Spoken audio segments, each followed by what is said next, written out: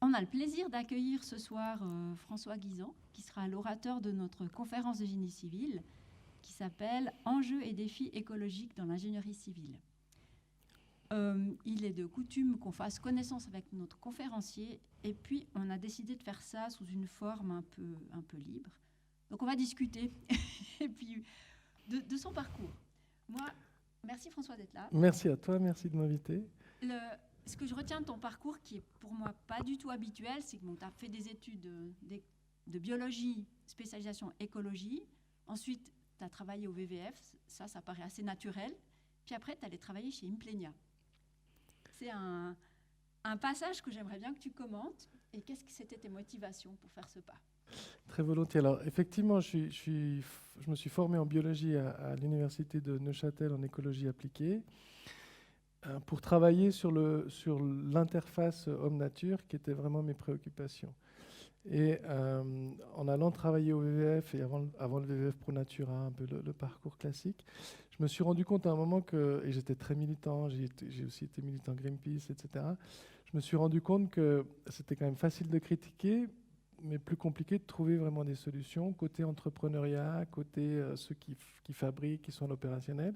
Donc à un moment, j'ai eu envie de passer de l'autre côté de la barrière pour essayer de comprendre comment les gens fonctionnaient, pourquoi ils n'étaient pas à l'écoute de ma militance et qu'est-ce qui pouvait être les freins de la compréhension de l'écologie, pourquoi on allait dans le mur, persuadé qu'on allait dans le mur déjà dans les années 80. Ouais, ça date. Et donc j'ai fait ce saut-là plutôt côté entrepreneuriat. Il y a eu un petit moment avant Implenia quand même, puisque j'ai ouvert mon propre bureau d'études, d'accompagnement de projets. Et puis finalement, l'historique que j'ai avec le WWF et Implenia ayant signé une convention avec le WWF pour développer une méthodologie sur des quartiers durables, ils sont venus me demander si ça m'intéressait de prendre cette responsabilité entre le WWF et Implenia, de faire un grand écart et d'essayer d'amener une vision très, très ambitieuse du WWF, les ambitions que porte le WWF, mais avec la compréhension et les réalités que connaissait Implenia. Et ça a été assez passionnant de travailler entre ces deux acteurs pour essayer de trouver un chemin commun, de trouver des ambitions communes et de voir comment on pouvait tracer une ligne, une route pour essayer d'amener une méthodologie et des exemples de quartiers durables. Et puis depuis Implenia, comment tu continues ce travail interface de deux mondes, en fait, de deux mondes qui se côtoient souvent sans trop se connaître? Alors, d'abord, Implenia, ça a été extraordinaire parce que plus gros constructeur suisse, avec tous les corps de métier, du développeur immobilier jusqu'aux travaux spéciaux, aux menuiseries, donc des centres de production. Donc j'ai pu voir vraiment toute la chaîne de production du bâti, de la ville, de l'urbain. Et puis, développement de la méthode pendant une dizaine d'années. Je suis arrivé à un moment, à un seuil, j'ai rendu aussi ou livré le résultat de ces années de développement avec la création de sites, donc certification pour les quartiers durables, qui fait que je suis arrivé un peu au bout d'un cycle. Et puis, j'avais envie de relever d'autres défis, d'autres challenges. Donc, je suis parti d'Implenia, mais SEED existe toujours. Je suis resté accompagnateur de SEED.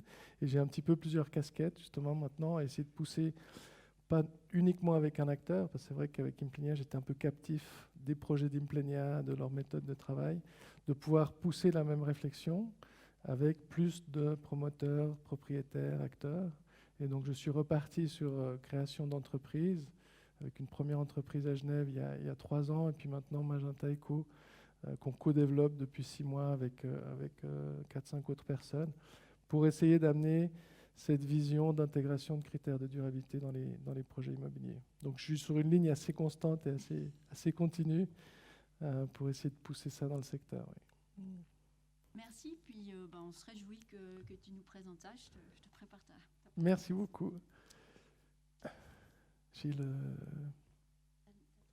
la commande ou pas? Non, elle est...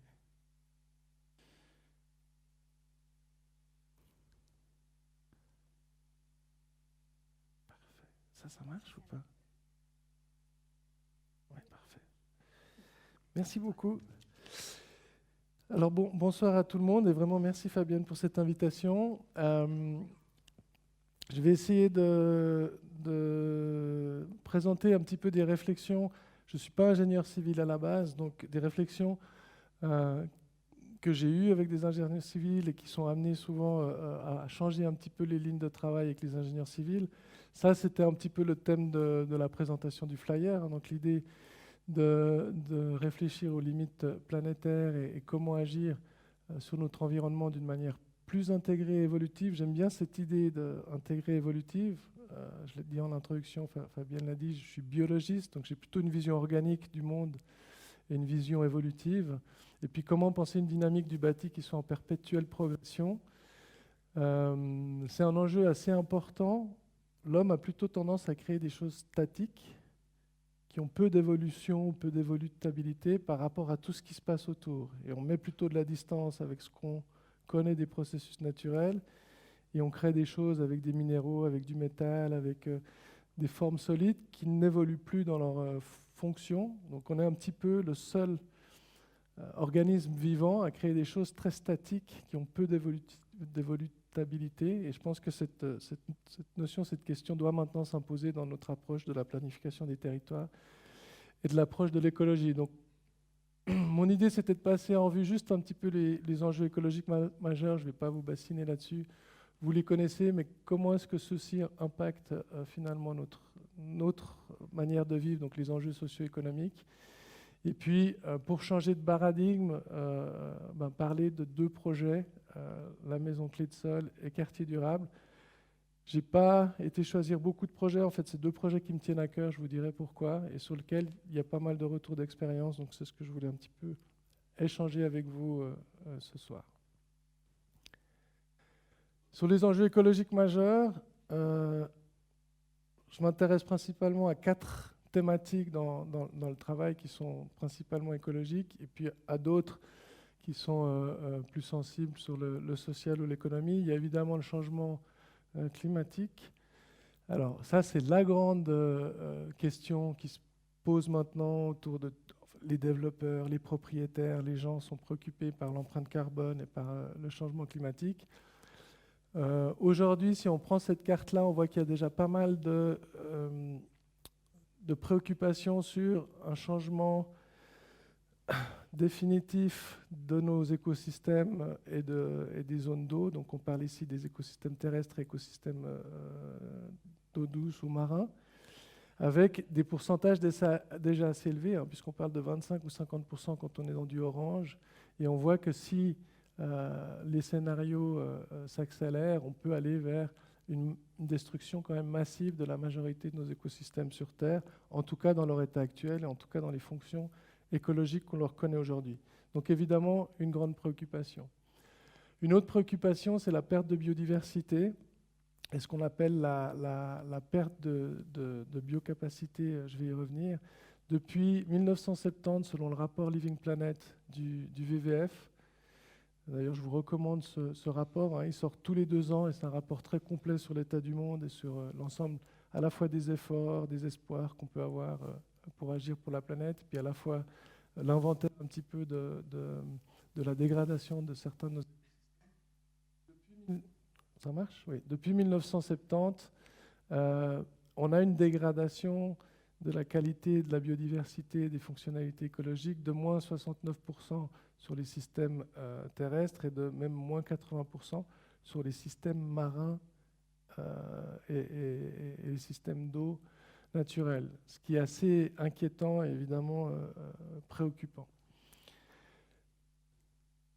La biocapacité, en fait, c'est la capacité qu'on a à régénérer nos ressources. Donc, quand on voit une perte de biocapacité, ça veut dire que par rapport à une empreinte terrestre ou une empreinte écologique qu'on avait en 1960, on consomme sur notre crédit en quelque sorte et on perd la capacité à ce que la Terre puisse renouveler constamment les interactions, les ressources qu'on lui prend. On voit que c'est évidemment en parallèle avec une augmentation de l'empreinte carbone et une augmentation de l'empreinte écologique globale, avec peut-être quand même une stabilisation depuis 2010. Donc on voit que les grandes préoccupations qui sont intervenues dans les années 90 et 2000 ont permis de stabiliser un petit peu ces courbes. c'est très très important de comprendre que la stabilisation, c'est déjà un progrès en fait. En 1970, moi je suis né en 1970. En 1970, quand je suis né, on était un peu plus de 4 milliards sur Terre, 5 milliards en 1980, 6 milliards en 1990, 7 milliards en 2000, 8 milliards en 2010 et bientôt 9 milliards. Donc en fait, les courbes devraient être et sont accélérées par une pression démographique énorme, mais on voit qu'on arrive du coup à infléchir et un peu à stabiliser. Ça veut dire qu'il y a quand même des efforts qui amènent du résultat, mais pas assez vite et surtout pas de manière complètement réversible, puisqu'on voit que la courbe principale de capacité régénérative de la Terre baisse quand même, on perd du terrain par rapport à un capital qu'on avait en 1960 et même bien supérieur si on remonte quelques centaines d'années avant.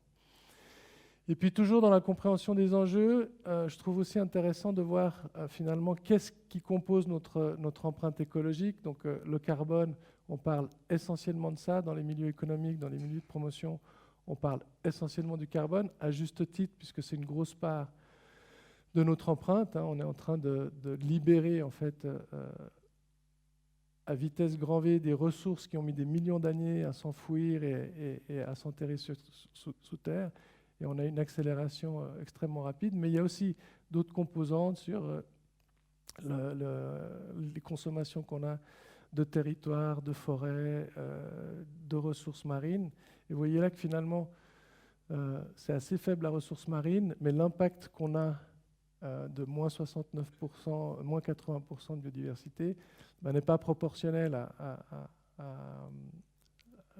thématique par thématique, et qu'il faut regarder après plus précisément. Et puis le rond intérieur, et c'est celui qui m'intéresse, décrit en fait un petit peu nos modes de vie entre l'alimentation, la manière enfin les habitations, les ménages, la consommation pour le transport, et puis tout ce qui est services et biens consommés. Et vous voyez ici 30% pour l'alimentation. Je trouve ça aussi extrêmement intéressant parce qu'on parle pas assez de l'alimentation dans les approches territoriales. On dépend en Suisse très fortement d'importations. Je crois que les denrées alimentaires à la Migros, à la Coop, viennent massivement de l'étranger, sauf les produits laitiers, les fromages et certaines choses.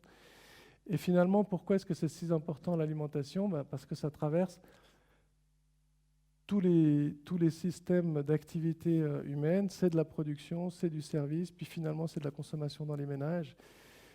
Et donc, en fait, le cumul de toutes ces fonctions liées à la chaîne alimentaire, à la chaîne de gestion des aliments, du froid, etc., est extrêmement impactant et a une grande et lourde responsabilité dans notre empreinte écologique. Alors, comment ça se traduit sur notre vie ? Qu'est-ce que ça veut dire par rapport à nos besoins de vivre ? Et là, je reçois aussi des graphiques que vous connaissez, mais juste pour les commenter un petit peu. Les consommations en énergie, on a tous besoin d'énergie, on a tous des difficultés à renoncer à l'énergie. Je pourrais vous donner des anecdotes assez marrantes de personnes qui veulent être extrêmement écologiques, qui veulent se construire une maison ou un chalet à Verbier et qui ne veulent surtout pas avoir de neige sur la terrasse, donc qui aimeraient avoir une terrasse chauffante, mais que le tout soit écologique. Alors on se dit, il y a des... Et l'énergie est un besoin croissant et souvent mal compris et contradictoire avec ce qu'on peut apporter comme réponse écologique. Mais là aussi, on voit d'abord qu'il y a une décroissance. Donc, si on le corrèle de nouveau et toujours à la démographie, c'est-à-dire qu'on est en train de trouver des solutions quand même intéressantes, mais on voit cette forte dépendance aux fossiles qu'on a du mal à faire baisser proportionnellement à nos besoins. Donc là, il y a des vrais enjeux de trouver des alternatives à ces questions-là, ou surtout de moins consommer pour qu'au final, ce qu'on est capable de produire de manière plus propre représente une plus grande part du portefeuille des besoins énergétiques. Et puis, on ne consomme pas que de l'énergie. Si on regarde sur la consommation des ressources, l'énergie c'est en haut, en vert, enfin pour la partie fossile, donc non renouvelable. On a quand même une grande part de consommation de ressources minérales, métalliques, minéraux métalliques et biomasse, donc bois, construction, qu'on extrait de la terre et, si vous regardez cette courbe, qu'on ne sait pas faire circuler dans l'idée d'une économie circulaire. Cette courbe-là, elle est très intéressante parce qu'elle montre que la progression de circularité des matières sur les 20 dernières années s'est accentuée. Il y a une forte progression par rapport à un 6% de l'an 2000, mais on est toujours en dessous de 15%. Ça veut dire qu'on a très très peu des flux de matière en Suisse qui sont liés à une circularité. Et sauf erreur, ça c'est les sources statistiques de l'Office fédéral de la statistique. Il y a une très très bonne publication qui est l'Atlas environnemental ou de l'Atlas de l'environnement, qui est aussi une édition de la Confédération qui est sortie il y a 2 ou 3 ans et qui fait l'analyse des 8 principaux secteurs d'activité et qui est corrélé avec ces chiffres. C'était en 2018 ou 2020, 13% je crois de taux de circularité. Alors souvent dans le bâtiment, au niveau de l'ingénierie civile, quand on parle des excavations, quand on parle du gros œuvre, on nous dit non mais nous on recycle, on est circulaire, on a 60% de taux de circularisation des matériaux. Non, c'est beaucoup plus faible que ça. Il y a encore beaucoup d'externalisation de ces matériaux. J'ai fait une étude il y a 2 ou 3 ans à Genève sur le potentiel de recyclage des matières premières secondaires, donc ce qu'on démolit, déconstruit et la grande majorité des flux de matériaux est externalisé, c'était sur le canton de Genève, est externalisé du canton de Genève, et on est assez faible dans les taux de recircularité. Ou alors quand on fait une certaine réutilisation de ces matériaux, c'est souvent pour des qualités du matériau qui sont moins bonnes que ce qu'il pourrait offrir comme résistance mécanique, structurelle ou autre. Donc on fait du downcycling, on les utilise à mauvais escient en fait dans des sous-couches, dans des remblais de moins bonne qualité, alors qu'on pourrait en faire des matériaux plus nobles. Donc ça c'est je pense, des gros enjeux dans notre manière de fonctionner professionnellement, c'est d'essayer de travailler sur cette circularité. Une autre source dont on parle moins, moi j'en parle de plus en plus dans mes projets et ça vous concerne beaucoup puisque c'est un secteur de l'ingénieur civil, c'est la gestion de l'eau potable. Vous avez 61 000 km de conduite en Suisse, c'est ce que je trouve là, de distribution, grands réseaux donc, qui sont gérés par les grands opérateurs et ça c'est que pour l'eau potable. Et il y a un peu plus pour les réseaux d'évacuation des eaux, je crois qu'on a 80 000 km. Donc ça fait quand même quelques fois le tour de la Terre, deux fois le tour de la Terre, plus toutes les conduites qui sont après les conduites de raccordement, donc sur les parcelles privées, sur les parcelles à partir de l'interface avec le réseau public. Si on devait tout remplacer aujourd'hui, valeur de 80 milliards juste pour la Suisse, avec une valeur de maintenance presque de 2 milliards, donc on est sur des chiffres assez importants. Et ça, quand je vous parlais de statique, ça c'est statique. C'est typiquement des réseaux qu'on a construits, qui sont dans des matériaux qui n'évoluent pas. Et j'aime faire le parallèle avec l'organique. Vous avez tous ici dans la salle, dans votre corps, des tuyaux, de l'électricité, des pompes. Vous avez élaboré ça à partir de 2 cellules, à un moment, une rencontre fatidique de vos parents, et puis juste à travers de la matière organique consommée par vos parents d'abord, puis ensuite par vous-même, et de l'énergie solaire tirée du bas, vous avez été capable de construire des tuyaux, de l'imperméabilisation, des pompes, des choses qui envoient du liquide, qui font circuler des flux, qui absorbent de l'énergie, qui créent de l'électricité, et qui va durer 80 ans, 90 ans, 100 ans, donc même plus longtemps que ce qu'on établit et que ce qu'on crée nous comme réseau en métaux, en fonte, en métaux très lourds, mais qui finissent quand même par subir des pressions mécaniques, des pressions de corrosion et autres, et qui vont s'affaiblir dans le temps et qui ne sont pas capables de s'auto-réparer, qui ne sont pas capables d'évoluer. Donc ça, c'est déjà une réflexion assez intéressante. Quand on parle de pression toujours, qu'est-ce que ça veut dire pour nous aussi? Je parlais de la croissance démographique. Ben évidemment, c'est la pression du bâti. On voit cette colonne jaune, enfin orange, qui représente l'aire des bâtiments, qui est celle qui a le plus de croissance depuis les années 80 et qui fait qu'on occupe toujours plus de territoire, donc toujours plus de consommation du sol, avec aussi des surfaces de revêtement pour toutes les voiries et tout ce qui va finalement distribuer ces besoins de bâti qui est en augmentation, donc une forte pression sur les sols qu'on doit essayer d'inverser. Alors, changement de paradigme, ça c'est juste une réflexion sur le mode économique qu'on vit aujourd'hui. Aujourd'hui, on est dans une économie de marché, une économie de l'offre et la demande, qui est un concept qui a été défini à la fin du 19e siècle, donc ça fait plus de 150 ans qu'on travaille sur cette même idée que les ressources disponibles sur Terre sont d'abord gratuites et sont ensuite infinies. Et c'est vraiment ce qu'on croyait au début du 19e, à la fin du 19e siècle, début du 20e siècle, c'est qu'on ne manquerait jamais de ressources, il y en a tellement, c'est tellement abondant sur Terre, et puis en plus elles sont à disposition, on a juste à les prendre. On se rend compte que ce paradigme-là n'est plus viable et qu'il faut changer cette idée qu'on va pouvoir indéfiniment repousser les limites de la nature. Et il faut vraiment maintenant intégrer les limites de la nature, comprendre ces limites planétaires, donc travailler sur la compréhension de ces limites planétaires.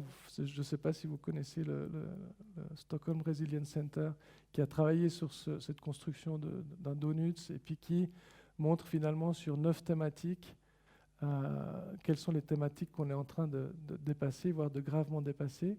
Alors il y en a qui sont encore dans le vert, dans le bleu, il y en a qui sont légèrement dépassés, et puis il y en a, on voit, qui ont déjà des empreintes ou des impacts très importants par rapport à ce que la Terre et les limites planétaires pourront supporter comme réversibilité et comme rééquilibrage. Et puis, une chose qui est peut-être très importante dans vos métiers, prochain slide, vous êtes dans une école professionnelle, vous allez être, si je puis me permettre, formaté sur certaines pratiques, sur certaines conduites. Et puis finalement, on agit par habitude, donc on agit dans le cadre d'une profession, dans le cadre de savoir-faire, on choisit des solutions sur catalogue, on a l'habitude de ces solutions, et on va les répéter, on va les consolider, on a la confiance, on a la maîtrise des coûts. Pourquoi ce slide et pourquoi Solar Impulse? J'avais été très impressionné par un discours de Bertrand Piccard dans une conférence, c'était à Strasbourg, où il disait, et il expliquait son projet Solar Impulse, comment il avait fait le tour de la Terre, une incroyable prouesse. Mais à un moment, il a expliqué que c'est surtout pas avec les aéronauticiens, avec les ingénieurs aéronauticiens qu'il a réussi à faire son avion. Parce qu'il a été tous les voir, et puis la plupart lui disaient « mais c'est impossible, tu n'y arriveras pas, c'est impossible de faire léger, de voler longtemps, c'est impossible, ton projet il ne peut pas fonctionner, tu n'y arriveras pas ». Et il a finalement été voir des ingénieurs en hydraulique, en hydrodynamique. Donc il a travaillé avec des gens qui fabriquent des bateaux. On a le même phénomène dans l'eau que dans l'air, et on le voit bien avec le développement des foils aujourd'hui, hein, on a des ailes sous l'air. Et il a finalement été voir des gens qui n'avaient aucune empreinte, aucune inertie dans leur pratique pour essayer de réfléchir nouvellement à comment faire voler un avion. Et ils ont développé cet avion incroyable aux dimensions aussi grandes qu'un Boeing, hyper léger pour 2 personnes, donc on est sur quelque chose d'extraordinaire. Mais changer de paradigme, c'est aussi changer de pratique et c'est aussi sortir un petit peu des sentiers battus. Alors, c'est ce qui m'a été enseigné un petit peu d'une façon non professionnelle, mais plutôt empirique, et je n'ai pas expliqué la première partie de mon parcours, Fabienne. La Clé de Sol, c'est une maison écologique qui a été construite par mes parents. Mon père était professeur à l'université de Genève. Il a fait 15 ans d'énergie nucléaire au CERN. Il a travaillé à Saclay à Paris, il a travaillé sur le circulateur à Genève. Puis à un moment, il s'est dit, on va dans le mur avec l'énergie nucléaire, il nous amène nulle part. Il faut travailler avec l'énergie solaire, qui est abondante, qui est massive, qui est disponible, qui est gratuite et infinie, on pourrait presque le dire, parce que l'échelle solaire nous donne pas mal de marge.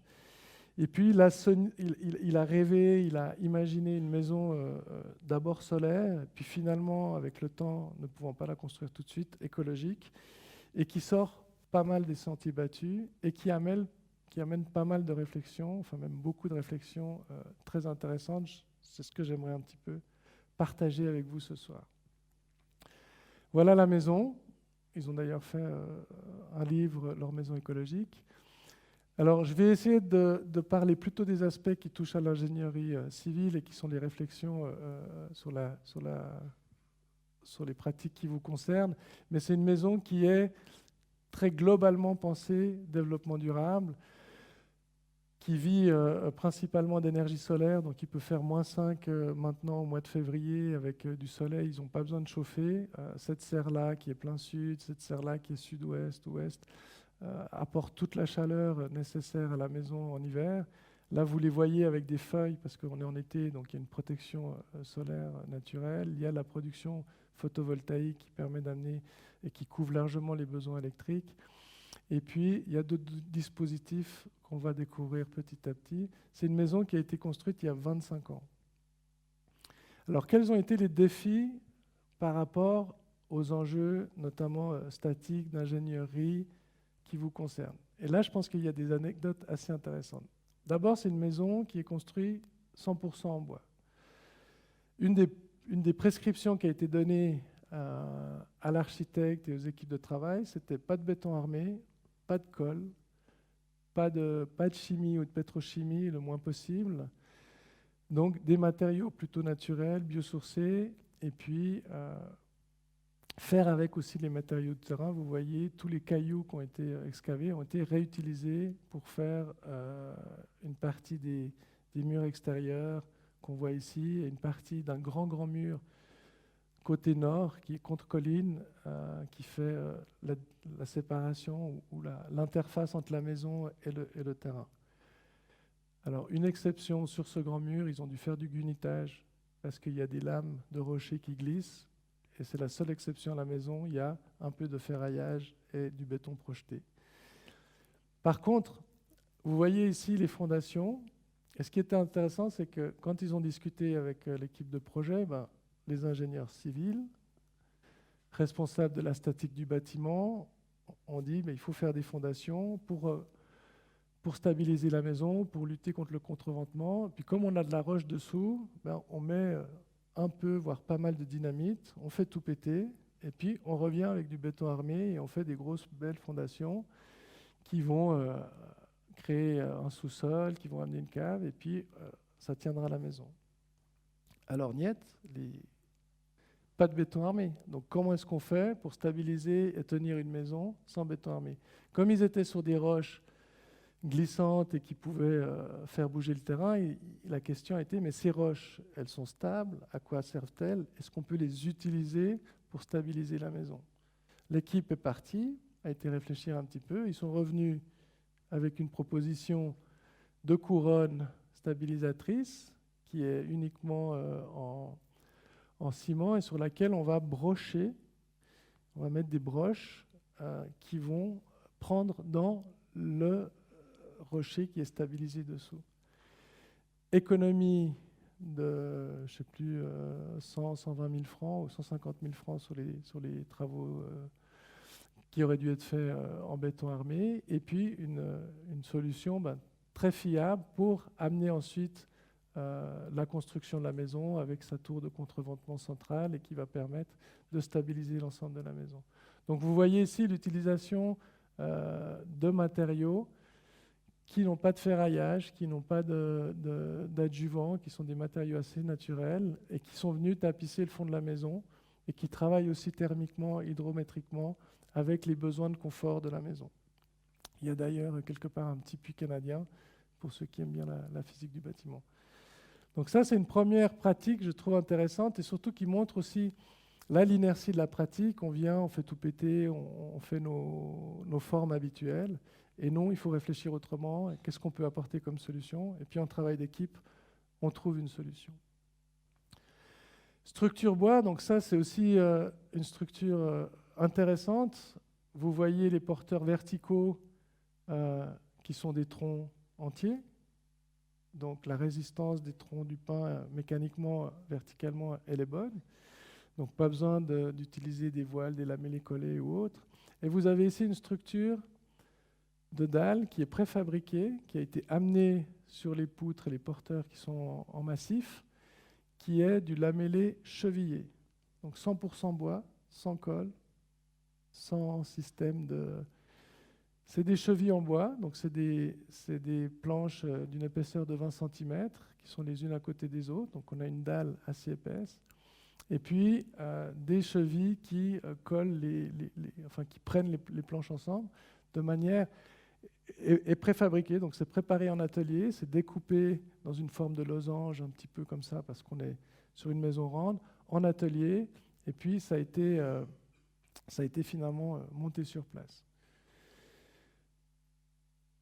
Petite anecdote aussi, c'est que l'ingénieur bois cette fois-ci, ou l'ingénieur matériaux, et puis il y a 25 ans, on avait un peu quitté le bois, on était en train d'y revenir gentiment. Aujourd'hui, on a de nouveau beaucoup plus de compétences dans ce domaine. On demandait à mes parents, mais vous voulez les stries dans quel sens? Dans le sens du soleil, des rayons comme ça, ou dans le sens transversal? Puis mon père, un petit peu surpris, dit, mais on peut choisir, il n'y a pas une logique structurelle. Oui, oui, vous... Alors ils ont dit, si on peut aller dans le sens des poutres, ce serait génial. Et puis ils sont arrivés avec un dimensionnement de 60 cm d'épaisseur. Puis du coup, mon père a dit, mais c'est pas possible, on ne peut pas perdre autant d'auteur. Si on les met dans l'autre sens, qu'est-ce qui se passe? Ah oui, on a 15 ou 20 cm. Donc voilà, des réflexions parfois un petit peu surprenantes dans les itérations.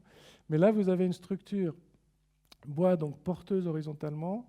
Et puis finalement, sur cette structure porteuse, ils ont mis simplement du sable non lié, granulé calcaire non lié. Et puis sur le granulé calcaire, des lambourdes, et puis les planchers de finition ou des chapes pour faire la finition des catelles, des céramiques pour la cuisine et les salles de bain. La composition bois, qui est un matériau assez léger, le sable qui est lourd, mais qui est non lié, plus une chape et les finitions supérieures, fait que l'acoustique est extraordinaire. Et particulièrement le sable non lié fait que les chocs se diffusent en fait, puisqu'il n'y a pas une transmission par des liants qui solidifient tout, qui statifient tout. Et donc on a une excellente acoustique, on a une excellente réponse d'isolation. Et puis le matériau bois étant quand même léger en termes d'inertie thermique pour les besoins de la maison, pour essayer de capter de la chaleur avec les grandes serres qui amènent leur lot de rayonnement solaire, il fallait amener un petit peu de masse dans cette structure bois, donc le choix de la terre crue. Il y a 25 ans, il y avait encore des briqueteries qui fabriquaient des briques en terre crue. Il y en avait plusieurs d'ailleurs en Suisse romande qui ont fermé par la suite. Et puis maintenant, on y revient aussi un petit peu. Donc ils ont pu visiter 3 ou 4 briqueteries, faire des choix de briqueterie. Et là aussi, on a un matériau assez génial. Donc remplissage en terre, finition en terre crue par-dessus avec une pigmentation pour donner des couleurs définitives un peu rouges ou autres. Et puis surtout, c'est un matériau évolutif, c'est-à-dire que si vous voulez changer un interrupteur, changer le passage de câble, vous refaites une saignée, vous repassez vos câbles, vous ramassez la terre que vous avez mise par terre, vous la remouillez et vous la réenduisez directement sur l'ouvrage. Donc vous avez un matériau qui reste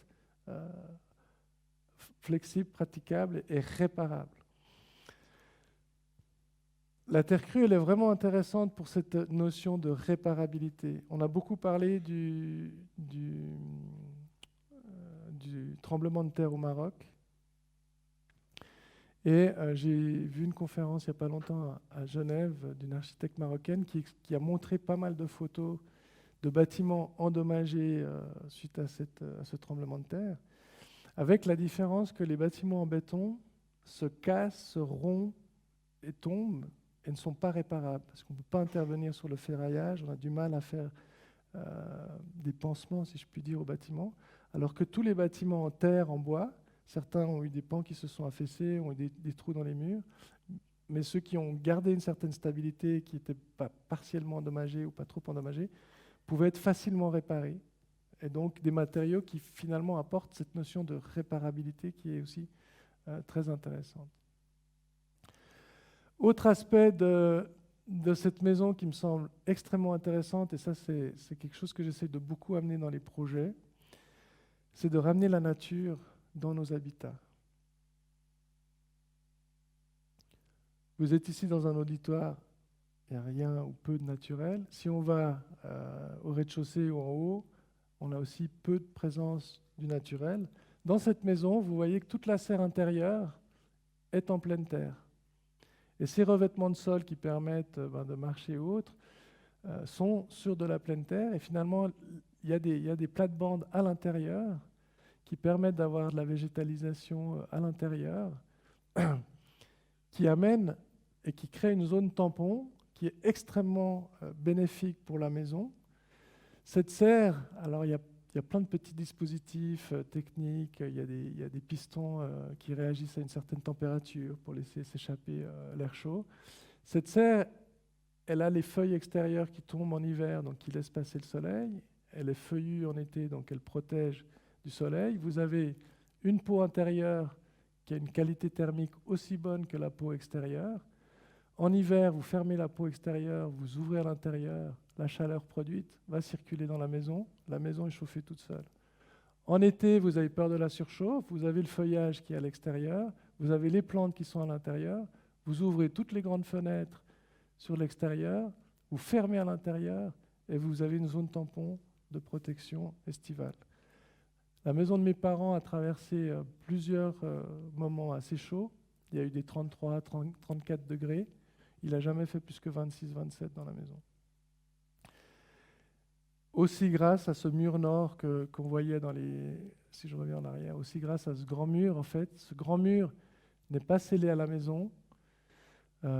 Les poutres ici ne vont pas jusqu'au mur. Enfin, on le voit pas. Ouais, j'ai pas mis une photo, on le voit pas. Mais ce mur-là reste en fait extérieur. La maison le touche presque. Il y a 3-4 cm entre les sols qui arrivent contre ce mur, mais il reste perméable à la pluie, il est drainant en dessous, et les espaces nord de la maison sont contre ce mur, les espaces en bas, et fonctionnent sur le même principe. Ils sont restés en pleine terre, ils sont sur des zones qui sont juste drainées naturellement, et c'est un petit peu comme des caves à l'ancienne. Donc il y a le vin, il y a la conservation des pommes de terre, etc., qui peut être faite sur 6-8 mois. Cette notion de la nature dans l'espace, dans l'habitat, c'est quelque chose qui, moi, me semble extrêmement intéressant.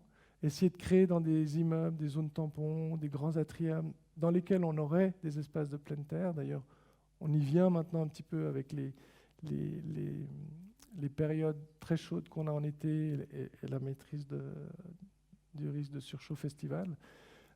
C'est vraiment quelque chose qui fonctionne bien, et réinviter la nature dans nos espaces de vie, c'est quelque chose plutôt d'assez sympa. Et aujourd'hui, on maîtrise bien la biologie, donc la peur de la nature, la peur des insectes, c'est quelque chose qu'on maîtrise, on sait ce qu'on peut avoir, on sait quelles espèces on peut utiliser, ce qui amène quoi, et donc on peut créer, et on peut, à mon avis, amadouer ces éléments naturels pour qu'ils fassent partie de nos vies.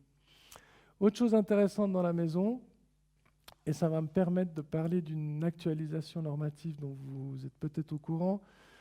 Il y a une norme SIA qui est la norme 390 qui va remplacer la SIA 2040.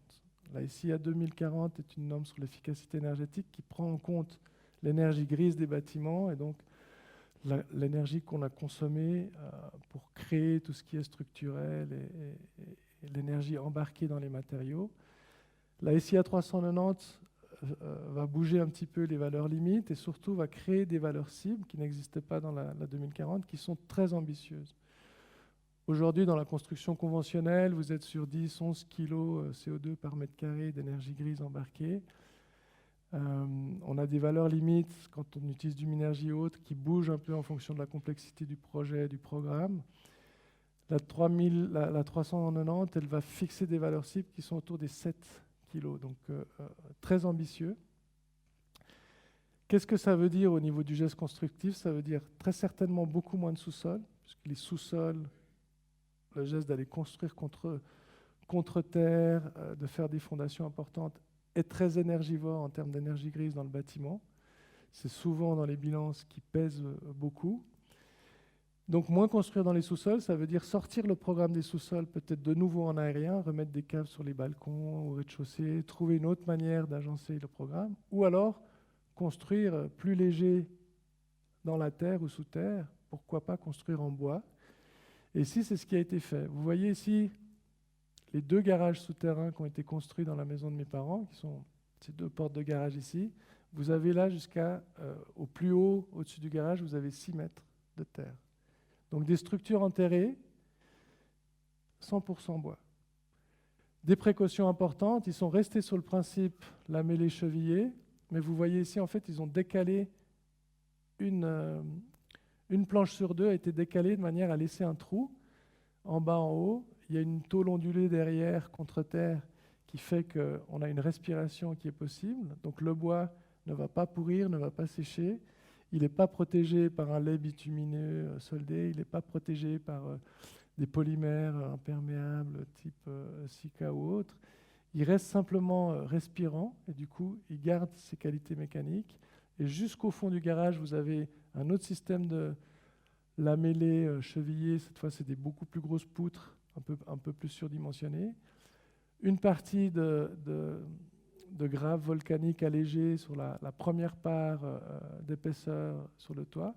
Puis après, de la terre végétale qui a permis de végétaliser, d'avoir un toit qui vit et qui est parfaitement compatible avec une structure en bois enterrée. Ça, je pense que c'est un aspect très intéressant de cette maison. Il y a peu de garages en bois enterrés, il y a peu de structures bois dans des sous-sols. Je sais en France qu'il y a quelques projets qui commencent à penser sous-sol en bois. Et donc ça veut dire qu'on peut y venir et que c'est une solution qui sera peut-être une solution d'avenir. Et puis un dernier enjeu qui me semble intéressant, c'est la gestion de l'eau. Je suis souvent en contact avec des ingénieurs civils dans les projets pour parler de gestion de l'eau. Alors ça c'est assez génial ce qui a été fait. Mes parents vivent depuis 25 ans 100% à l'eau de pluie. 100%. Tous les usages du ménage. Ils sont, ici vous le voyez, un tuyau qui repompe. Juste derrière, ici il y a une connexion possible au réseau. Il y a un petit bout de tuyau qui est enlevé parce que les autorités ne permettent pas qu'il y ait un mélange des eaux du réseau avec de l'eau de pluie. Ils n'ont jamais fait la connexion en 25 ans. Comment est-ce que ça fonctionne? Plusieurs précautions importantes à prendre quand on parle de l'eau de pluie. Et là, je pense qu'on est dans un domaine qui concernera certains d'entre vous. On parlait quand j'étais plus jeune des pluies acides. C'est peut-être une chose dont vous avez entendu parler, qui a été un petit peu corrigée parce qu'il y a eu beaucoup de luttes contre certains types d'aérosols, certains gaz qui étaient utilisés dans des électrodomestiques, dans les bombes, etc., pour que le ciel soit moins pollué. Mais quand on a une période de beau temps comme ça, on a dans le ciel une quantité importante d'aérosols qui s'accumulent, de particules. Et quand il pleut, le ciel est lessivé et embarque toute cette pollution. Cette pollution, elle n'est pas dans l'eau. À l'origine, elle n'est pas dans les nuages, elle n'est pas dans l'eau, elle n'est pas circulée par le cycle de l'eau. Elle est lessivée parce qu'elle est déposée, elle est en suspension dans le ciel. Elle est lessivée par les premières minutes de pluie, par ce qu'on appelle la première pluie.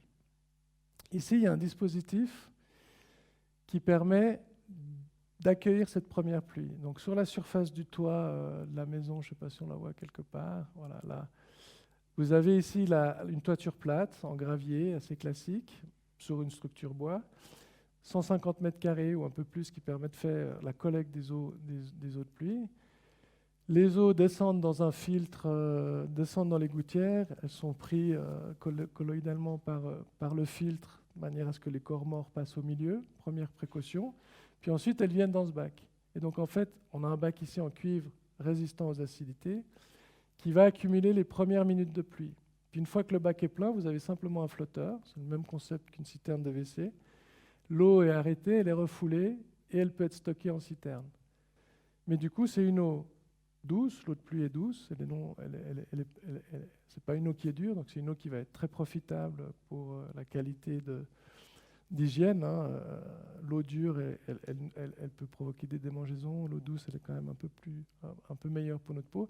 Surtout bonne pour les électrodomestiques. Pas d'accumulation de calcaire dans le chauffage, dans le ballon de chauffage, etc. Et puis, le fait qu'elle ne soit pas acide, elle peut être accumulée dans des caisses beaucoup plus légères, beaucoup plus simples qu'une fosse en béton imperméabilisée en lait bitumineux, ce qui est obligatoire ou presque exigé maintenant par les normes qu'on fait de l'accumulation d'eau de pluie. Donc des citernes en polyéthylène recyclées, assez légères, qui sont connectées les unes entre elles. Ils ont pour la maison 9000 litres, donc ils ont 9 citernes de 1000 litres, et avec ça, ils arrivent à vivre toute l'année et à passer des périodes de sécheresse de 2-3 mois. Et puis cette eau, une fois qu'elle est consommée, elle est rejetée et elle est épurée par des filtres organiques plantés. Elle passe en fait d'abord un système de décantation, puis ensuite elle passe sous terre dans le jardin à travers ce qu'on appelle un filtre de zoolite. Donc c'est du sable un peu organique qui contribue déjà à un premier travail de filtration de cette eau. Puis finalement, on a des massettes et on a des systèmes végétaux qui vont capter tous ces nutriments de ces eaux enrichies organiques assez lourdes. Et je vais vous faire le schéma après. Et finalement, c'est une eau qui est éclaircie, qui devient bonne même pour la nature. Dans les temps de mes parents, il y a même des tritons dans l'eau, des canards. Il peut y avoir des petits reptiles, des serpents, des libellules. Quand on a pas mal de faune, quand on a pas mal d'agitation, ça veut dire que l'eau est plutôt saine. Donc un cycle complet de gestion de l'eau. La maison n'a pas d'impact sur les pluies, sur la gestion d'eau du terrain. L'eau est collectée par la maison, elle est utilisée, consommée, elle est biofiltrée, elle est rejetée par infiltration au terrain. Un équilibre à 100%, une circularité à 100%. Alors je vous ai mis 2 schémas ici pour montrer ces 2 principes de gestion de l'eau. D'abord la gestion des eaux de pluie avec le système d'évacuation de la première pluie et puis le refoulement qui permet de cumuler. Puis après, il y a un petit groupe, groupe en pression, et puis ça part dans le système pour être chauffé par le stock d'eau chaude, et puis ça va aux douches ou ça peut être consommé dans la maison. J'en profite pour parler un tout petit peu du système d'eau chaude. Là, vous avez un système d'eau chaude qui est aussi complètement autonome. C'est un système qui fonctionne sur des capteurs solaires qui sont à mi-hauteur du stock. L'eau chaude monte, l'eau froide descend, donc ça vous le savez. Ça permet de chauffer ce stock par thermosiphon. Et puis, en fait, l'ingénierie du système solaire, et je ne vous ai pas mis de détails ici, est réversible, c'est-à-dire que s'il fait plus froid à l'extérieur, voire s'il y a des températures négatives, le haut des capteurs devient plus haut que le bas du stock, et du coup, l'eau froide tombe dans le stock et le système se met à fonctionner à l'envers. C'est une petite astuce pour éviter de l'eau glycolée. Du coup, tout le système d'eau chaude fonctionne depuis 25 ans, sans pompe, sans glycol, sans consommation énergétique, sans électricité. Et il y a des gens qui viennent visiter le système pour dire « Moi, j'ai un système solaire thermique, haute température, ça fait 5 ans, j'ai déjà eu 3 pannes. Comment est-ce que vous faites ? Comment ça fonctionne ? » Ça fait 25 ans, il n'y a pas de panne. Et le système de filtration des eaux, donc vous avez la consommation de l'eau ici par les éviers, douches, etc. Alors, chose importante, mes parents ont fait aussi des toilettes sèches il y a 25 ans, c'était un peu une innovation. Les toilettes sèches font qu'il n'y a pas de matière organique noire, enfin de matière fécale dans l'eau, donc on a une eau qui est plutôt assez légèrement polluée, c'est des graisses, c'est des matières organiques de cuisine ou autres. Ça passe en décantation, en dégraissage, puis finalement ça va dans ce filtre à sable, qui est un filtre à sable zoolite, et puis là tout reste un peu en suspension et devient consommé par la végétation. Donc cette végétation-là, on la recoupe chaque année à 0 et elle prend 3-4 mètres en une saison. Donc on voit là vraiment l'activité de bioépuration, c'est-à-dire qu'elle va capter tous les nutriments cumulés pendant la période d'hiver et l'entre-saison, et puis en une saison, elle redraine tout, elle remet à 0 le filtre qui va pouvoir réaccepter l'ensemble du circuit. Puis on a ce bassin, finalement, qui est un bassin vivant, donc qui fait un peu une deuxième épuration. Et puis pour le plaisir, ils l'ont recirculé dans un trop-plein, et puis il y a un jeu de fontaine, ça permet l'oxygénation. Mais en fait, on pourrait s'arrêter là, et puis de là, on pourrait recirculer dans des citernes de WC. Les toilettes sèches, ça marche bien sur une maison individuelle, c'est beaucoup plus compliqué dans du plurifamilial.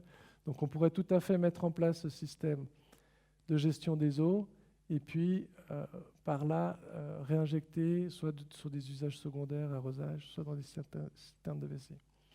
Ce système-là, quand j'essaye de le poser, quand j'essaye de faire de la biophytoépuration dans des projets, et j'ai obtenu à Lausanne, avec un grand promoteur pour une promotion en PPE, de mettre dans le projet un filtre organique aéré avec du lombricompostage, puis un jardin filtrant. Les discussions avec les ingénieurs civils, elle est toujours intéressante parce que l'ingénieur civil, il sait dimensionner les tuyaux, il va savoir travailler sur ces parties enterrées, sur ces parties de capacité de la cuve, mais quand vous lui mettez de la végétalisation, quand vous lui dites j'aimerais gérer les eaux à ciel ouvert, j'aimerais que les eaux de ruissellement contribuent d'abord à la végétalisation du site et au microclimat, et puis seulement par débordement, quand il y a des grosses pluies, ça part dans les collecteurs, là je les perds complètement. Pour vous donner une petite anecdote sur un projet, un très gros projet à Genève, plus de 30 000 mètres carrés à construire, 30 000 mètres carrés de programme à construire. Non, pardon, c'est 60 000 mètres carrés, c'est 7 bâtiments. On suivait une certification.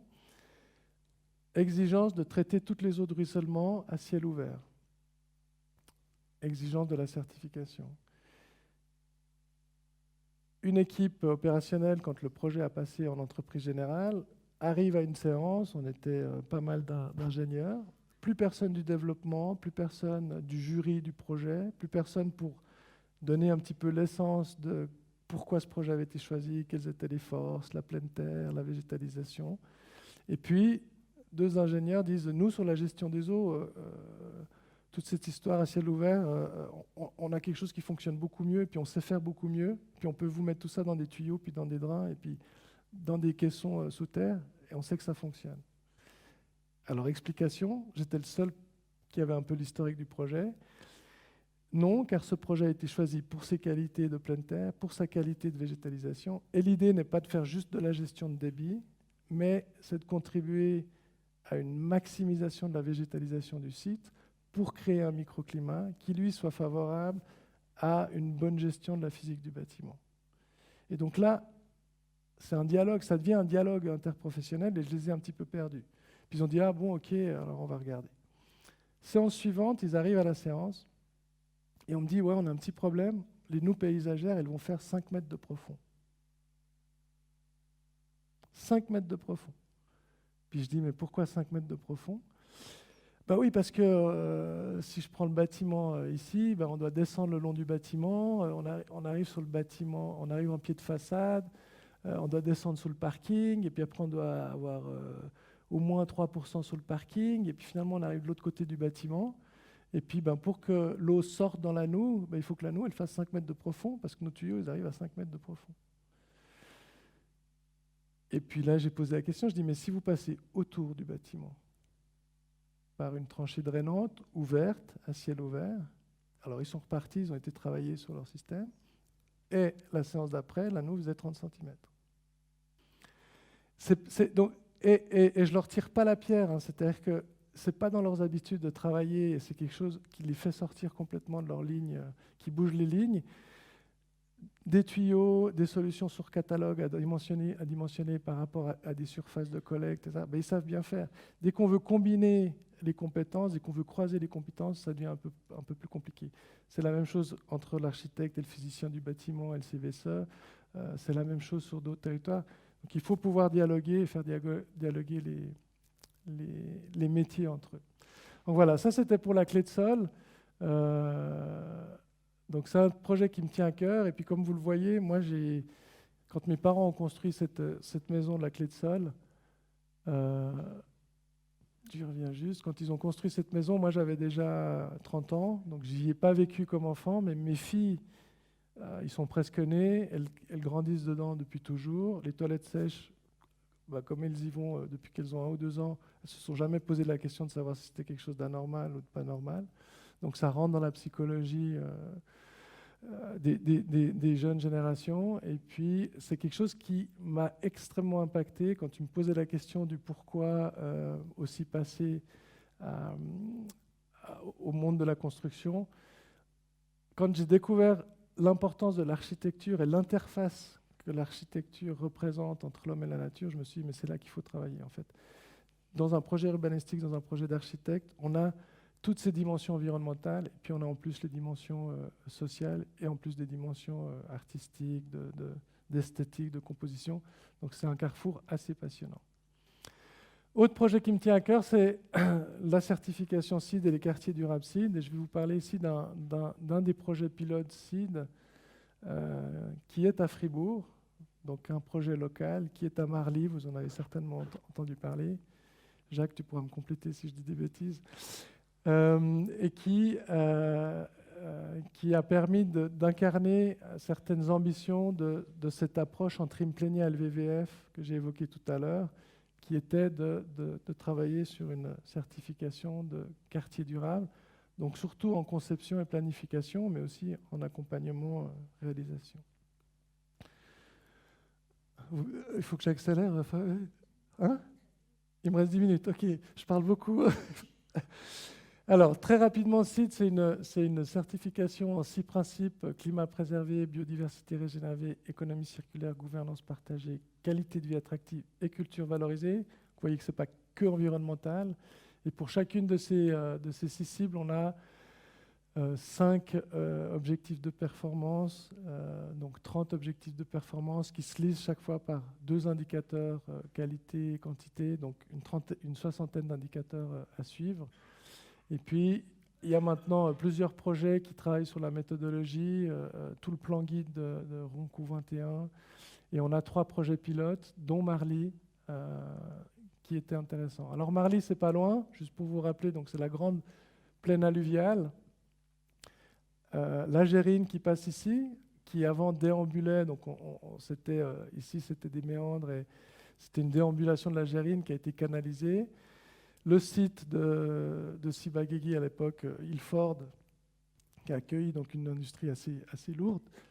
Et puis toute une prairie ici, qui était complètement clôturée, fermée à la population, zone interdite parce que site industriel, chimique, qui, après la vente du terrain en 2014-2015, est devenu un projet de quartier, un projet de planification. Là, on voit les premiers lots qui sont sortis de terre entre l'année passée, il y a 2 ans, et qui sont maintenant habités et qui commencent à vivre. Vous avez ici une vue un peu plus plongeante sur les anciens bâtiments des années 60 d'Ilford qui sont au patrimoine. L'ambition, c'était d'avoir un projet qui a une certaine qualité de vie. Vous voyez ici un peu les déambulations, les terrains, très verts, pas de petits murets, des choses plutôt organiques, des jeux plutôt organiques, et donc une intégration aussi proche du village qui puisse être assez naturelle. Des structures bois. Tous ces bâtiments en fait ont des façades bois. Alors il y a des porteurs béton, il y a du contreventement béton, mais il y a des façades bois, il y a aussi un parking sous-sol. On n'a pas réussi à tout minimiser, mais il y a d'importants efforts qui sont faits, mais surtout sur les qualités paysagères et de gestion de l'eau à l'extérieur. Beaucoup de revêtements différents, donc ça c'est aussi intéressant. Souvent on uniformise pour des questions de coût, on fait de l'enrobé. Là, le maître d'ouvrage a joué le jeu, il a travaillé sur des pierres naturelles, sur des matériaux compactés mais qui restent perméables, sur de la pleine terre, sur des types de sable différents, sur des cheminements qui restent perméables. Donc une belle qualité de revêtements différents avec un traitement des sols différent. Des prairies qui ont été réensemencées par les semences locales. Alors, c'était une friche industrielle, il y avait un peu du mélange, pas forcément tout était bon à prendre, mais c'est justement Jacques qui a aussi accompagné le projet pour que tout le stock grainier soit conservé. Donc on conserve les terres qui ont cet héritage, qui ont ces graines, et puis on les re-ensemence. Puis il faut quand même lutter contre quelques envahissantes ou quelque chose. Donc après, il y a un suivi manuel à faire. Mais une volonté de maintenir la biodiversité originale et surtout de lui créer beaucoup de place, beaucoup d'espace. Les exigences CID ont des exigences de pourcentage de pleine terre et pourcentage de perméabilité sur le site assez importante. On doit avoir 40% de pleine terre sur l'ensemble de l'occupation du projet et on doit avoir 70% des surfaces qui restent de la rétention ou une semi-perméabilité pour ne pas avoir des ruissellements trop importants. C'est assez conséquent, assez difficile à gérer sur le projet et finalement, les équipes ont joué le jeu et ont réussi à apporter des solutions pour éviter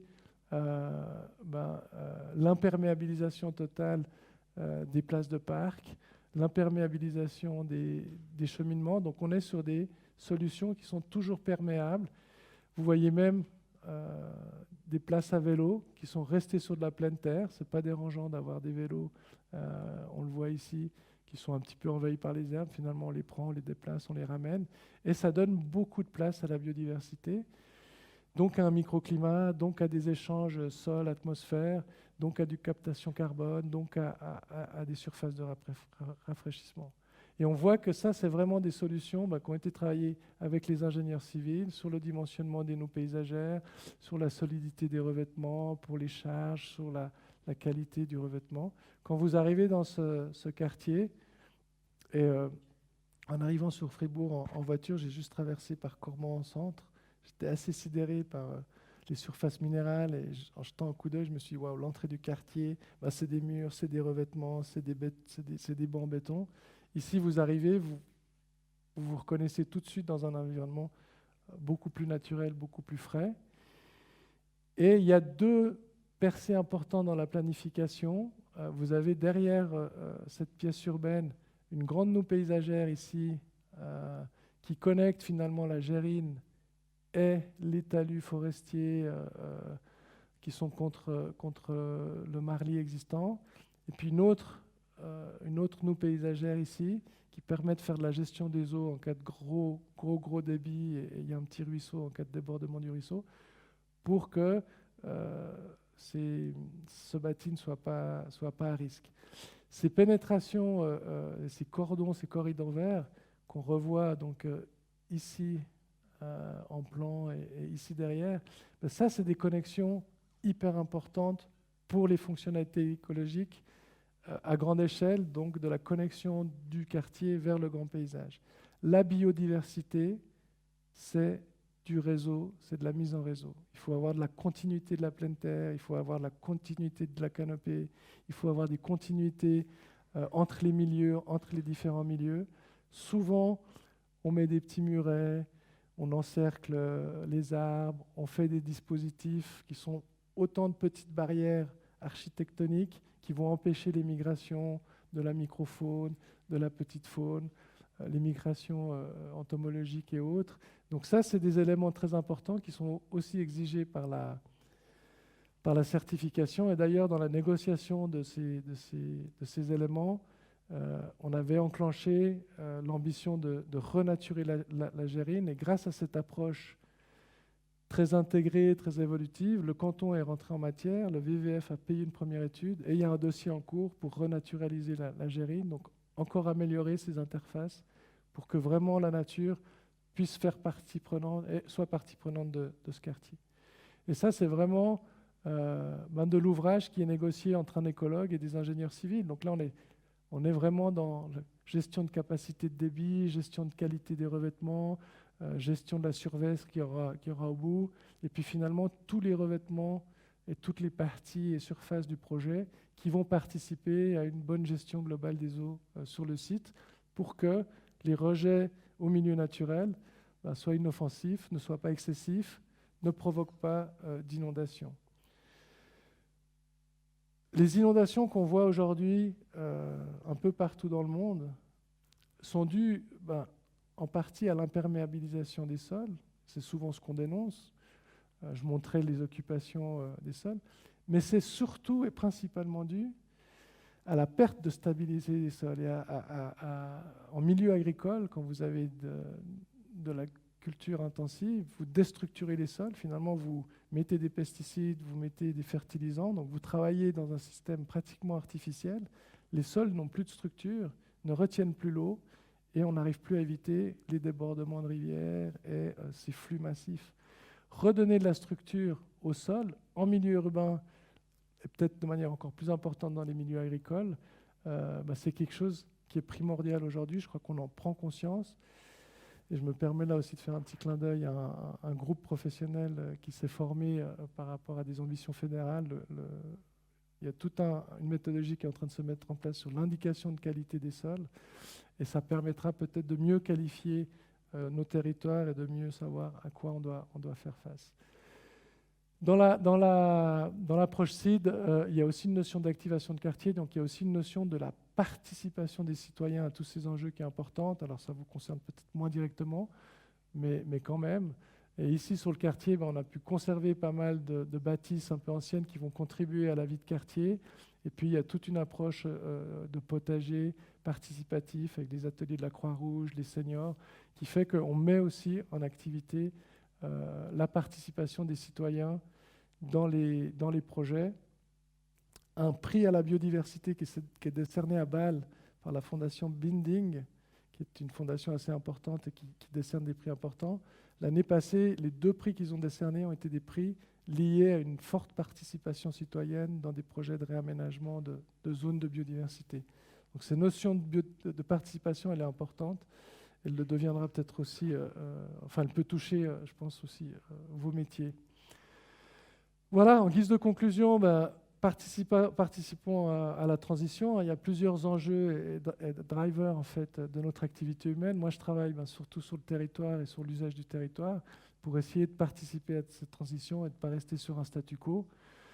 Donc, mettons-nous ensemble pour passer la rampe et puis revenir finalement à des équilibres plus intéressants. C'est la tendance qu'il faut essayer d'amorcer. On voit qu'on freine un petit peu maintenant la dégradation de nos milieux. Ça peut paraître une tâche impossible de retrouver des équilibres, de retrouver de la biodiversité, mais ce n'est pas impossible et c'est même déjà connu ou déjà vécu. Si vous prenez la Suisse à la fin du 19e siècle, il y avait 10% de forêt en Suisse. 10% du territoire était de la forêt. Aujourd'hui, on a 35% du territoire qui est forestier. Grâce à une loi forte, grâce à des volontés politiques, on a pu protéger tout ce que la forêt gagnait, on a pu reconvertir des espaces en forêt, et surtout grâce à la compensation absolue, un arbre coupé, un arbre planté, ou participation des fonds qui font cette compensation. On n'a plus perdu de forêt depuis la fin du 19e siècle, et on l'a gentiment, sur 150 ans, reconstitué et regagné du territoire. Donc c'est possible. Attention, qui dit regagner de la masse, ne dit pas forcément regagner de la qualité. À la fin du XIXe siècle, on n'avait plus de forêt, mais on avait encore des tourbières, on avait encore des marécages, on avait encore des milieux qui apportaient beaucoup de biodiversité. On a malheureusement perdu cette biodiversité. Ce qu'on ramène de forêt ramène une partie de la biodiversité, mais pas toute la biodiversité. Les zones de lacs, les zones de marécages, les zones de tourbières sont importantes. On en a perdu beaucoup trop en Suisse, presque 90% des surfaces de marécages. Donc il faut aussi peut-être ramener ces milieux-là dans vos projets et essayer de rendre à la nature ce qu'on lui doit. Et surtout, créer le dialogue. Donc, c'est ce que je voulais vous dire un petit peu avec ces échanges. Moi, ma fonction principale, finalement, comme intégrateur de critères de durabilité, c'est de m'inscrire dans une équipe de projet pour aller chercher le sanitaire et lui dire on va faire un jardin filtrant, il faut que tu pousses un peu plus loin la limite de tes prestations parce qu'il faut connecter avec le paysagiste. Et puis, on va consulter un écologue sur les choix de fonctionnalité écologique du projet paysager, parce qu'il ne connaît pas forcément, il fait du design paysager, mais il ne fait pas forcément de la fonctionnalité écologique. Et finalement, il ne faut pas qu'ils se fassent la guerre, il ne faut pas les mettre en contradiction, il faut les faire travailler ensemble. Un paysagiste, il a appris à faire du paysage, du design, c'est un peu l'architecte du paysage. L'écologue, il travaille sur la fonctionnalité écologique. Souvent, il ne sait pas dessiner un jardin, il ne sait pas faire rêver son client. Donc, il ne va pas faire l'entier du job. Lui, il ne va pas faire l'entier du job. Et puis, l'ingénieur civil qui doit gérer tous les débits, tous les tuyaux, il a besoin de comprendre le projet du paysagiste, mais il a besoin de comprendre qu'est-ce que l'écologue apporte comme fonctionnalité écologique. Et puis, il faut gérer les limites de prestation. Puis après, on va voir avec quels matériaux on travaille, puis on doit intégrer tout ça dans l'équipe d'architectes, puis il y a peut-être encore d'autres experts à intégrer. Donc un dialogue interprofessionnel, c'est essentiel pour pouvoir faire une bonne gestion des eaux à ciel ouvert, pour pouvoir travailler sur la circularité des matériaux, régénérer la biodiversité et travailler en économie des ressources ou en économie circulaire. Voilà, j'ai été trop long, mais j'espère que ça a été. Merci beaucoup. Ça va.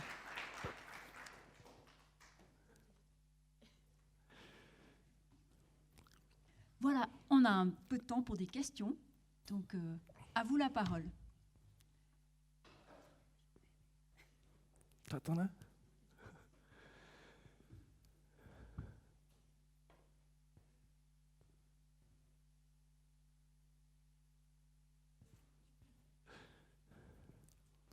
Bah, du coup, je vais boire un petit peu d'eau.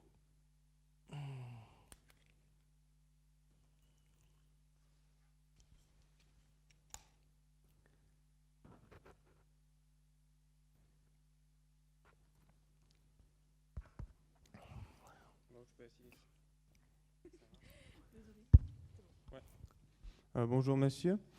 Bonjour. J'aurais une question pour le dernier projet à Marly. Pour y avoir travaillé quelques temps sur un chantier, donc c'était une zone où il y avait de l'industrie quand même relativement lourde, où ils fabriquaient du matériel photographique. Je me suis toujours demandé pourquoi mettre un écoquartier sur un site qui était quand même hautement pollué, notamment il y a eu des terres avec des métaux lourds. Et j'ai toujours trouvé bizarre le fait de vanter un écoquartier sur un site d'une ancienne usine chimique. Alors, merci pour la question. Je trouve que c'est une excellente question.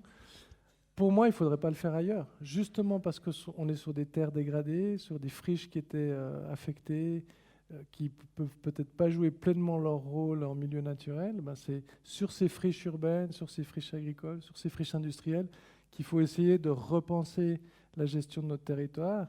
Et si on peut y loger de l'habitation avec des fonctions mixtes, parce qu'il n'y a pas que de l'habitation, il y a aussi tout le Marly Innovation Center qui reste en activité, eh ben, c'est plutôt là qu'il faut le faire. Donc j'aurais plutôt envie de vous dire, non, les écoquartiers, il ne faut pas aller les faire en pleine nature et là où il n'y a pas de connexion, où il n'y a pas de transport.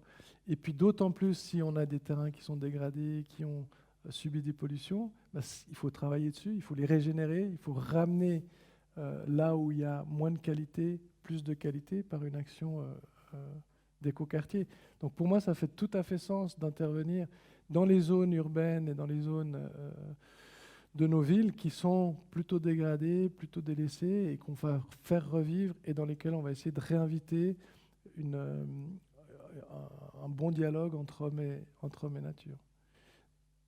Après, c'est vrai qu'il y a des traitements qui sont associés à la gestion des terres, il y a des flux qui doivent être circulés, donc il faut voir après comment on gère ces questions-là qui peuvent être assez lourdes.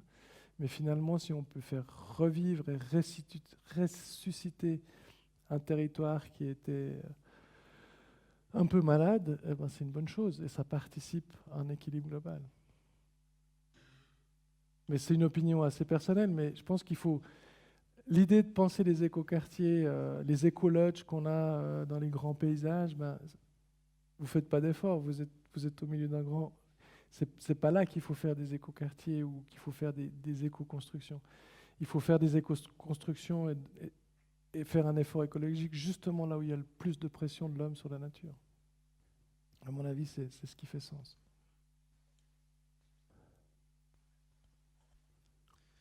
Bonjour. Petite question, vous avez parlé d'une économie de 120 000 francs pour les fondations d'une telle maison. Mais globalement, une telle maison, c'est un budget de combien? C'est comparable à une maison lambda qu'on construisait il y a 25 ans ou c'est un budget qui a été plus important? Alors à l'époque, oui, c'est un dialogue que j'ai souvent eu avec mon père. Et puis effectivement, tout ce qui a été fait dans cette maison n'est pas forcément facilement reproductible dans d'autres projets, mais c'est surtout une source d'inspiration et qui peut nous conduire vers la recherche de solutions. Le coût de la maison, il était de 750 francs le mètre cube. Donc finalement, pas si divagant pour l'époque. N'importe quelle maison un peu qualitative et en pleine nature était souvent à bien plus que 750 francs le mètre cube, et facilement à 800, 900, voire 1000 quand on est dans des objets un peu de luxe. Donc, pas si aberrant que ça. Par contre, la maison a beaucoup d'espace technique. Donc, en fait, dans ces mètres cubes, les parties contre-nord, la gestion de tout le circuit fermé solaire, les espaces techniques de gestion de l'eau occupent peut-être 30% des surfaces de la maison.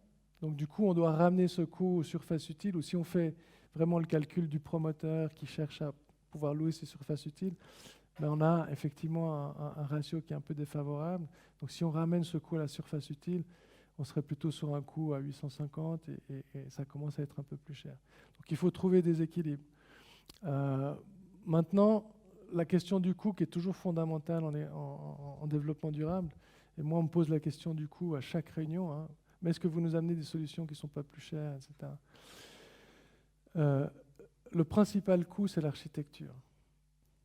Si vous avez des différences de niveau, si vous avez des coins, si vous avez des petits escaliers qui remontent sur une terrasse, ça va être beaucoup plus cher. Enfin, vous allez gérer un projet qui peut très vite être cher en conception architecturale sans avoir aucune qualité écologique.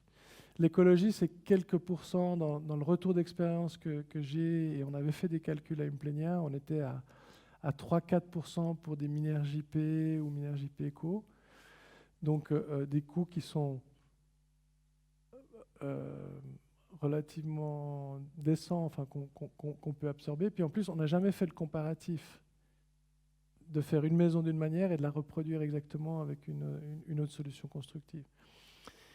Et cette notion elle est importante parce que quand on étudie des variantes constructives, on ne peut pas faire le même dessin pour construire en béton que ce qu'on va construire en bois. Mais c'est toujours ce qu'on nous demande. À une plénière, l'équipe d'économistes, c'était on dessine en béton, puis calcule-moi la construire en bois. Puis moi je disais non, si on veut la calculer en bois, ben on dessine autrement la maison et on fait d'autres coupes et on fait d'autres dessins de détail parce que ce n'est pas les mêmes porte-à-faux, ce n'est pas les mêmes portées, on ne peut pas concevoir de la même façon. J'ai un ami à Bordeaux qui travaille depuis maintenant presque une dizaine d'années avec une ingénierie, ils ont 8 personnes, ils sont 12 personnes. Ça fait une douzaine d'années qu'ils travaillent que sur des constructions biosourcées. Paille, terre, principalement des équipements publics, des salles multiculturelles, des théâtres, des écoles, pas mal de résidentiels aussi. Il faut savoir qu'en France, il y a des filières beaucoup plus poussées, hein. La paille en France, c'est un métier. Il y a des tests à la compression, il y a des tests au feu. Il y a plus de 10 000 bâtiments en paille en France. Lui, il est en train de faire un comparatif de coûts. Il s'attendait à un 5-7%. Ils n'ont pas encore sorti l'étude, donc je ne sais pas si c'est vérifié. Mais ce qu'il m'a dit il y a une dizaine de jours, la dernière fois que je lui parlais, c'est qu'ils étaient plutôt à moins 2% par rapport au benchmark équipement public.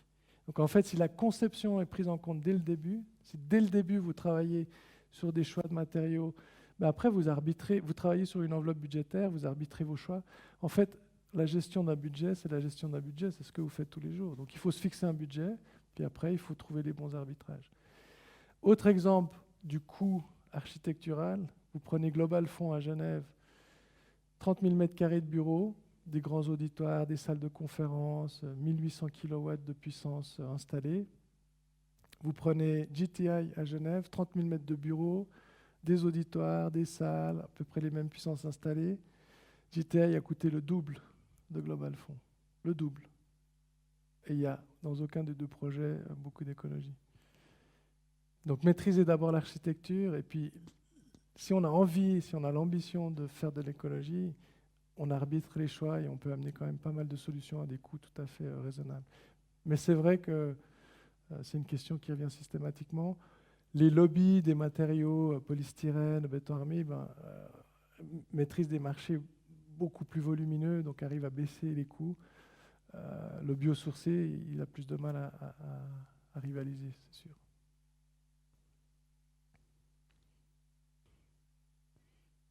D'autres questions ?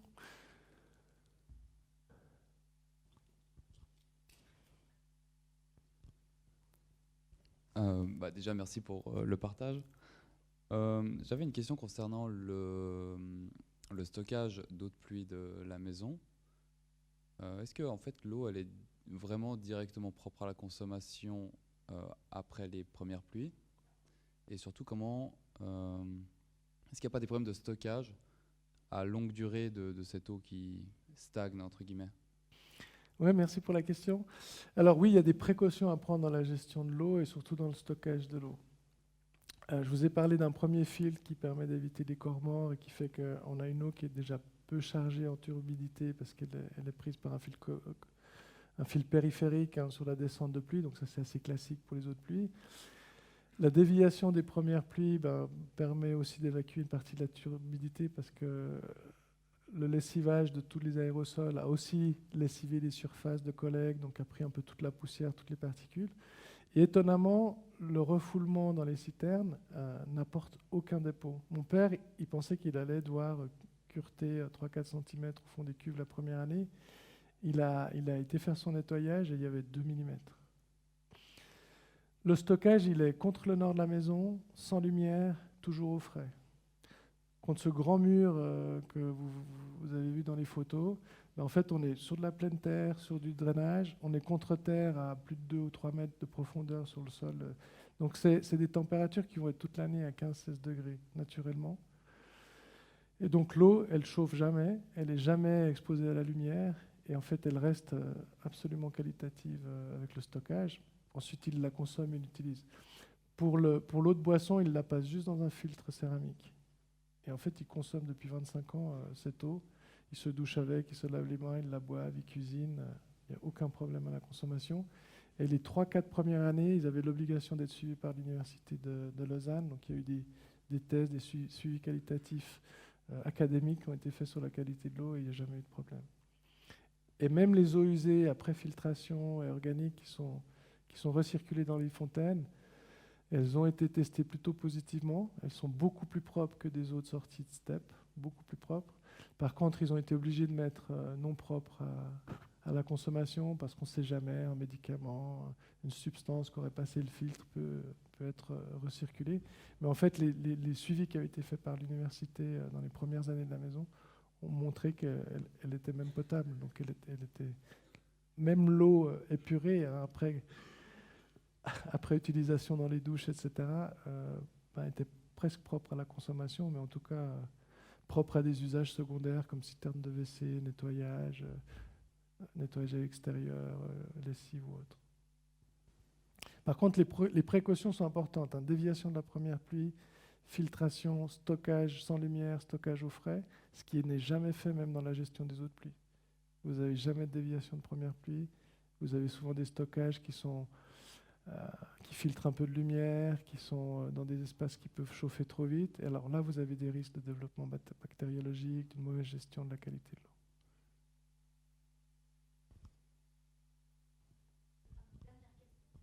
Ouais, ça joue. Moi, je me demandais où c'est que vous aviez trouvé les matériaux volcaniques pour le garage.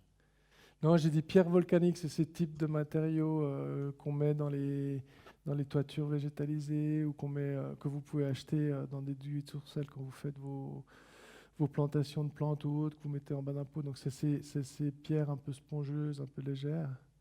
Mais je ne sais pas exactement d'où elles viennent. Bonne question, il faudra que je me renseigne. Volontiers. Oui.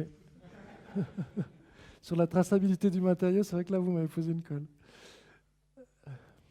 Et je ne sais pas exactement quel volume ils ont mis. Ce qui est important en fait à comprendre, c'est qu'ils ont mis ces pierres-là pour alléger un petit peu le substrat qui venait sur le garage pour effectivement éviter qu'il y ait trop de masse.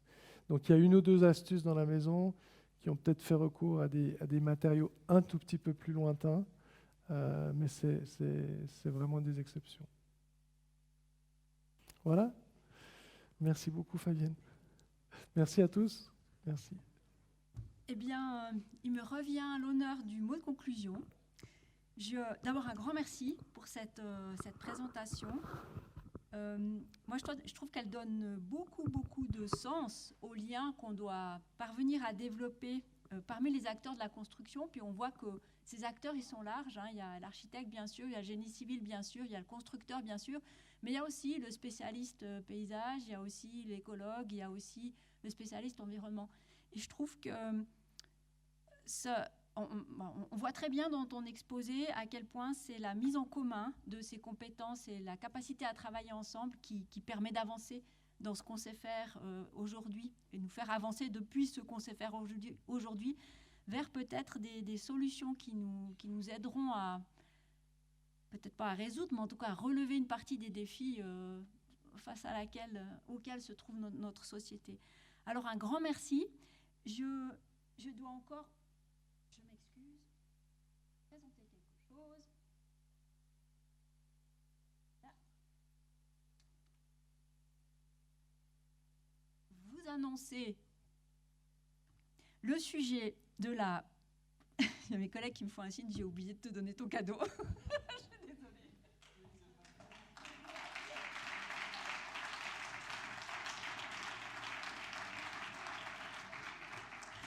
Je vous dis qu'on travaille mieux tous ensemble. Bon, donc la prochaine conférence qu'on aura le plaisir d'organiser, elle aura lieu le 24 avril.